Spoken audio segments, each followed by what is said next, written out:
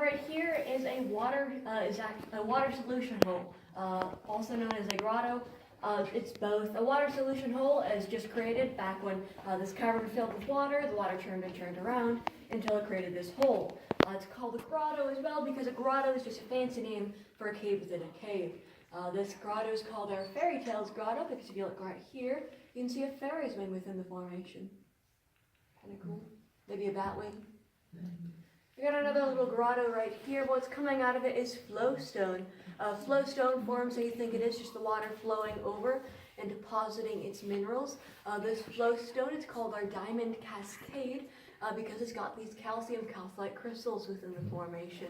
That's what makes it so sparkly. And now I've got a pop quiz for everyone. I know you guys love pop quizzes.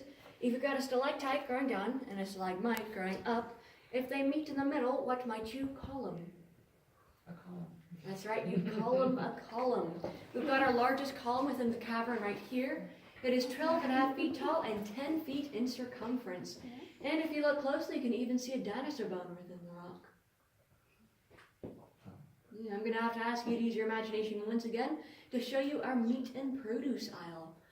Right here we've got our cave carrots, some cave green beans, a couple of peppers, some romaine lettuce, got some chickens plucked in ready to be bought. We got a turkey for next Thanksgiving. If you don't believe me, here's his head. Oh, wow. Yeah, we've got a single yam. And we even have dessert, white chocolate covered caterpillar. Oh, Yeah. And if insect isn't up to your taste, then we have our chocolate malt waterfall right here. Yeah. We're going to be going past the chocolate malt waterfall on this next set of stairs. They do have this metal grate. This stalagmite is called our beehive because it looks like a natural forming beehive, but it's got another special feature about it. If you put your flashlight right up next to it, you can get this wonderful honey glow around the edges. That's because this formation is actually translucent, so the light can peek into it a little bit and show what's inside. Inside the formation, there is some iron oxide, which is just rust, and that's what makes it that orangey glow. That gives it that pigment. This hole right here is actually a torch hole. It was dug by Mr. Mercer himself. You can find several throughout the cavern. Mr. Mercer tried digging torch holes so he could put torches in and provide lighting for his tours. We've got another torch hole right here that still has a torch handle stuck in it from the late 1800s. Yeah, a little bit of history. Right over here, we got some sets of draperies that are named because they look like a sort of breakfast food.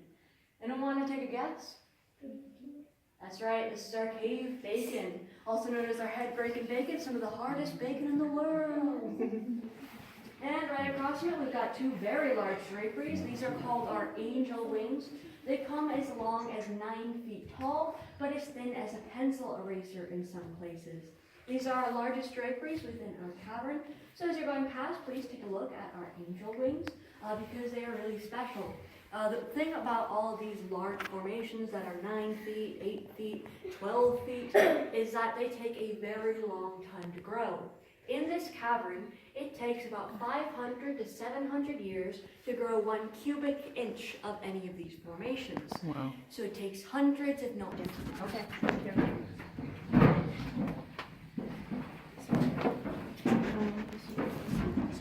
carbonic acid in the water being firstly tiny pinholes in the limestone. Carbonic acid is the same thing that makes sodas fizzy, so it's the exact same chemical reaction happening, except much slower and made of rock.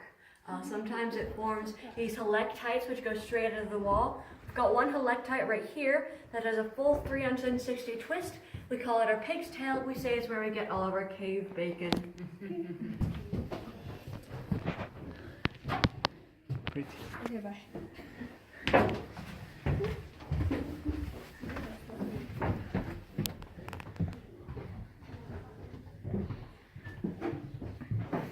As you're going to have this pass this way, you might run into a shoulder boulder. I wouldn't recommend Anthony. it. Instead, lean to your left. Anthony. So it's smash into the water.